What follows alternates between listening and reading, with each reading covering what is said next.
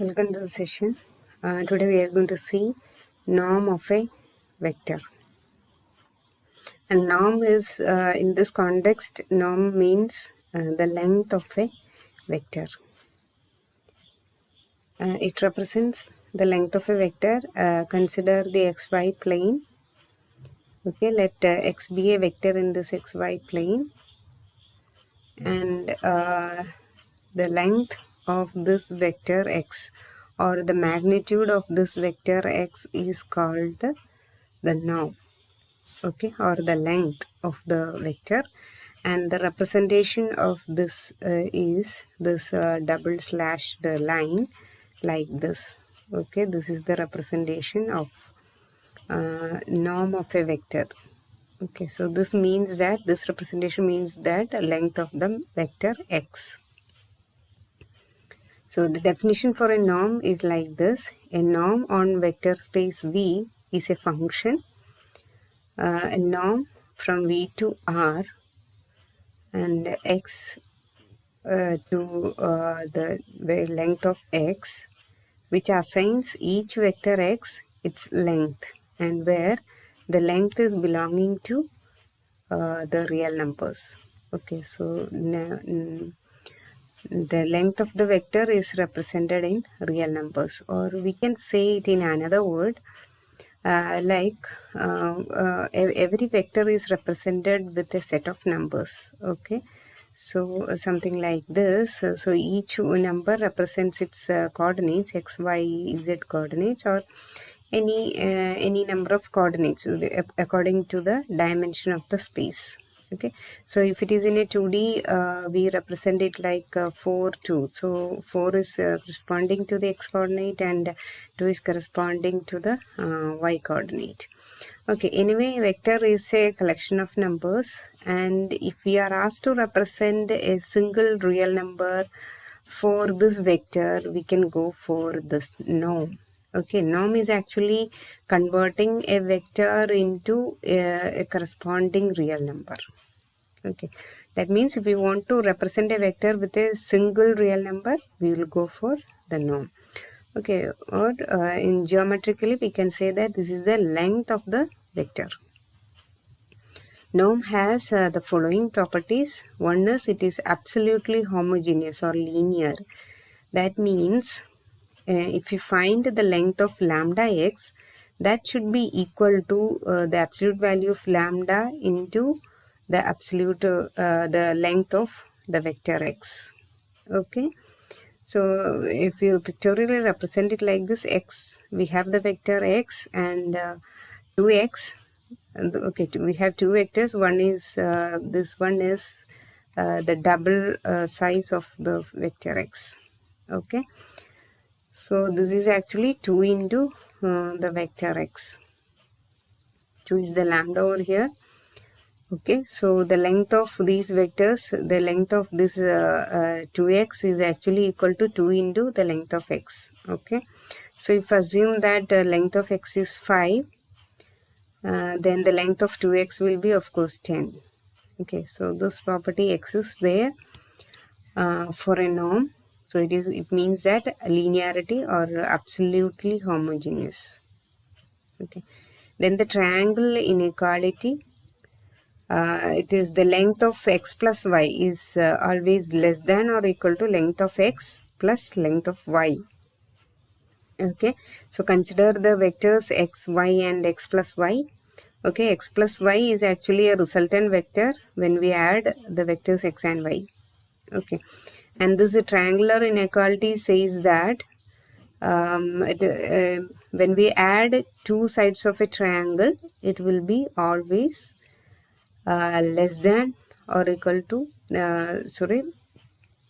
sum of two sides is always greater than the third side. Okay, so this we are finding the sum of x plus y, the length of x plus length of y, it should be always greater than the third side. Okay, so it is applicable for every triangle. So here in this case we are taking it for the vectors. Okay, so this inequality should be satisfied in norms. Then positive definite. That means when we take the length of every vector, it should be either equal to 0 or greater than 0. Okay, we cannot have a negative length for a vector. Okay, so if the length of a vector is 0, that is definitely a 0 vector. Okay, so the length is always a positive valued item. So the length of a vector is always positive. So how to find out the length of a vector? Okay, we can use different methods to find the length of a vector. First method is like this. We take the xy plane and take the vector x. Okay, so the coordinate is like x1 comma x2. So we can take the length of x as the sum of x1 plus x2. Okay, that is one way of taking the length of x. Okay, so we can say it in another words, like in order to find the length of the hypotenuse of a triangle. So suppose x is the hypotenuse and x1 and x2 are the other two sides. We find the value of x in terms of the sum of the other two sides. Okay, and we represent this method is with the subscript 1.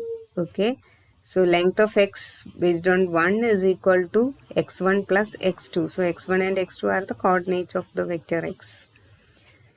Okay, and in general we can represent it like this. Length of x is equal to sigma I to 1, I equal to 1 to n xi. Okay, so sum up all the coordinate values, we'll get the length of the vector. Okay, and this method is actually called as Manhattan norm or L1 norm. Okay, so this is L1 norm, that is why we use this one over here. It is called as L1 norm or Manhattan norm, and the length we got here is actually called Manhattan distance. Okay, and where we use this kind of summation. Okay, it's actually when you take x, this is actually the length. And why do we go for the sum of the other two sides? Okay, this is not equal, right? This x1 plus x2 is not actually equal to the length of x. And why we go for this kind of method here? Okay, so for example, you consider road lines like this. Okay, these white lines are the roads, and inside the square we have the buildings, and these lines shows the road. Okay, here we have the building, here we have building, like that. Okay, and one person is standing here at this junction, and he wants to go to a shop at this position. Okay, actually the geographical distance between these two places are this diagonally, but he can go through this way only because the road is on that way, so he can go in that way only. Yeah, we cannot actually take the exact geographical distance. So in this geographical distance can be taken as x, but the actual length is calculated in the other way. Okay, so this Manhattan norm or L1 norm can be applied in these kind of situations. Okay, so in Google Map we can apply this kind of this L1 norm. Okay, but in machine learning we can use any method. Okay, we will see the next method, then we can go to that explanation. So how to find the length of a vector? The second method is this. We have a xy plane and take the vector x. Okay, then the coordinates x1 x2. Okay, so we got a triangle like this with x1 x2 as the two sides and x as the hypotenuse. And when we apply the Pythagoras theorem, we get x is equal to root of x1 square plus x2 square, because x1 x2 are the sides and x is the hypotenuse. We can write it like this.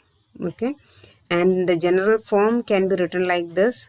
Okay, the length of x is equal to root of sigma I equal to 1 to n xi square. Okay, xi is actually the coordinate values, xi is square. Okay, So this can be written like this: root of x raised to t, x transpose into x. Okay, root of x transpose into x. And why this comes means, suppose x is written like this: x1, x2, okay, x1, x2, and x1, x2, like this, okay. So the multiplication, we actually want to get x1 into x1 and x2 into x2. That is the result: x1 into x1 plus x2 into x2. Okay. So in order to get that multiplication, we take the transpose of this, because the dimension is 2 by 1 and 2 by 1. So this multiplication is not possible. So we take the transpose of this one. So we'll get x1, x2, okay. Then we multiply it with x1, x2. So this is multiplication can be applicable, but we'll get the same result like this: x1 into x1 plus x2 into x2. This is the same result we'll get, okay. So instead of the summation, we converted it into a matrix multiplication, okay. So we can use this method or this method. Okay, anyway, these kind of, when we apply this Pythagorean system, we call it as an Euclidean norm, or L2 norm. Okay, so this kind of length calculation is called L2 norm or Euclidean norm. This is called L2 norm, so it is represented with 2 over here. Okay. Then this x2 is also called as the Euclidean distance. So the length calculated using this equation is called Euclidean distance. Okay, so we have seen the L1 norm and L2 norm, and we can have a generalized method of generalized equation for this. Like this is the equation, that is when we want to find the length of a vector like this, we can commonly apply an equation like this: take the sum of all the vectors with the power p, and take the sum and take the pth root of that element. Okay, we can just recollect what was L1 and what was L2 norms. In L1 norm, how do we calculate? X is equal to sigma I is equal to 1 to n xi. Okay, so we can write it like power of 1, and the entire thing can be powered with 1. Okay, so it is 1.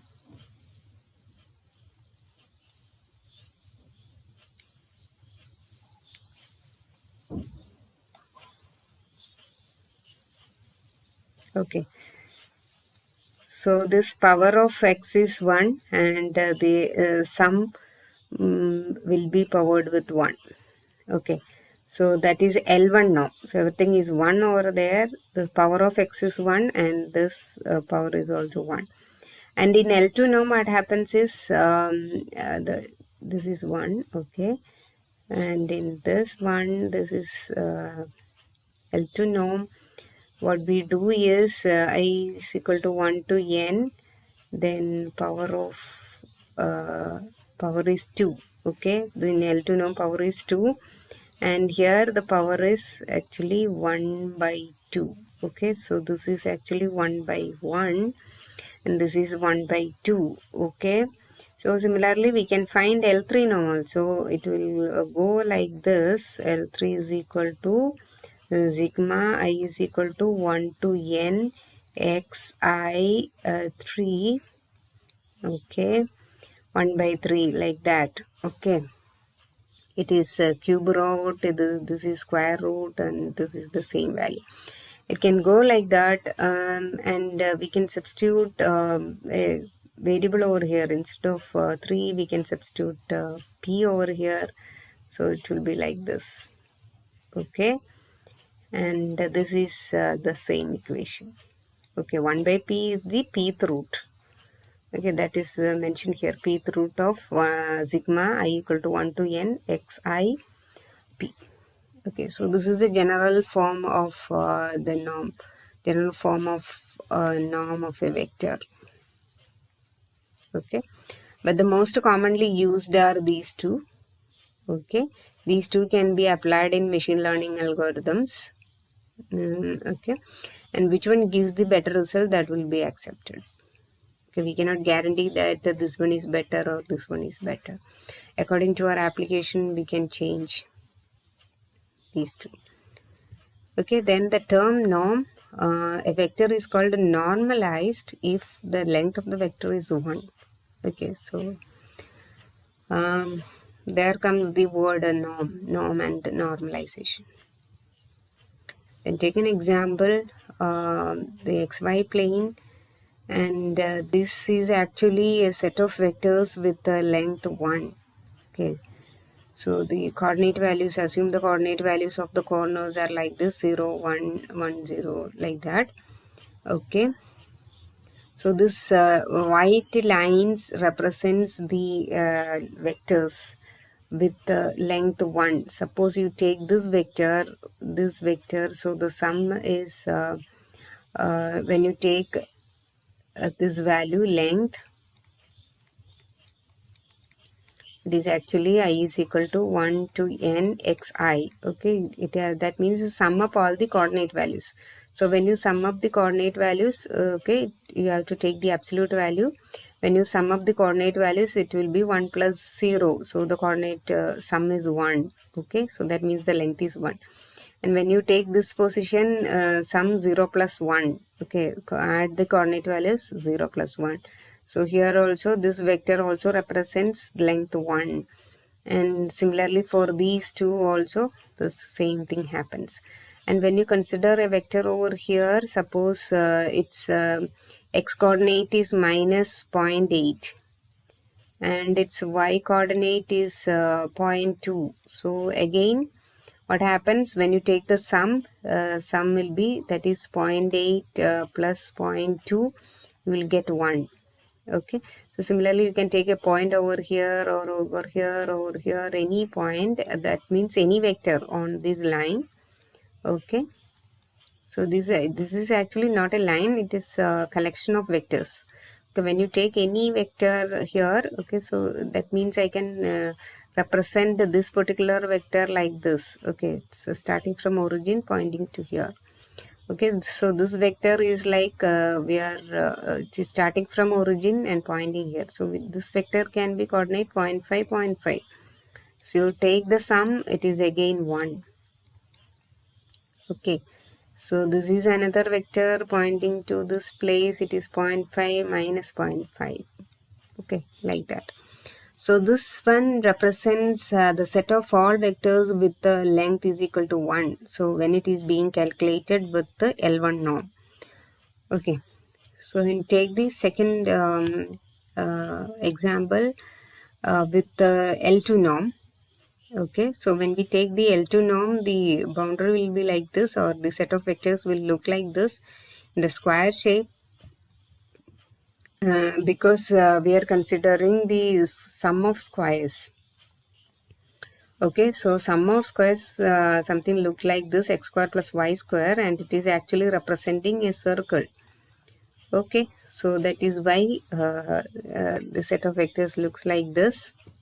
Okay, when you take any vector over here, you can find the coordinate and sum up. Okay, so we need not go for that much complex examples. Okay, so as we change the norm, when we go for L3 norm, the shape will change. Okay, finally when we go to the norm infinity, that means when we take infinity, then the boundary will be like this, a square like this. Okay, that is the final thing. Okay, then why do we study this norm, or why do we want to calculate the length of the vector in machine learning? Okay, so this length of the vector is extensively used in machine learning to compare two vectors or two matrices. Okay, and vectors are normally represented with a column matrix, and the matrices are we take normally two-dimensional matrices. Okay, so that are considered like that. So in order to compare two vectors or two matrices, we can use this method. That means norms, L1 norm or L2 norm, or any kind of norms. Okay, and this comparison helps in error checking also. So let's consider an example. Let's take a machine learning system, and during the training we have to give some input to the machine, and we have to correct the output. Okay, if we get a wrong output, we have to correct the machine learning system. Okay, suppose we have a machine learning system like this, and we give an input like show a yellow flower. Okay. Okay, so the input to the machine learning system is show a yellow flower. Okay, so the system has to print a yellow flower. Okay, so let's check what was the output. Okay, so the output we got here is actually a white flower. The petals are white. Okay, so that means the output is wrong, so we have to correct the machine learning system. That means we have to uh, tell the machine learning system that this is a wrong answer. Then how do we check that this is a wrong answer? Okay, we of course have yellow flower or image of a yellow flower with us, and we have to compare whether this output that is being showed by our machine learning system is a yellow one or not. Okay, so that means we have to compare these two images. We have to compare these two images. And how do we compare? Actually, the images are represented as matrices, or like this. Okay, so the pixel values have been recorded here, and in this image also, this image is also represented as a matrix. Okay, so these kind of matrices, how do we compare these two matrices? So in this case, what we are going to do is we are going to find out the norm differences. We take the norm of this matrix and take the norm of this matrix and then compare. Okay, so in this case we are using norm, and similarly in many in error checking, normally in mean squared error or those kind of error checking, we are using the norms. Okay, so that is a very good example for the application of norm in machine learning. So we need to compare two matrices representing two images. So L1 norm or L2 norm can be used to which one gives best result, that will be accepted. Okay, so that's all about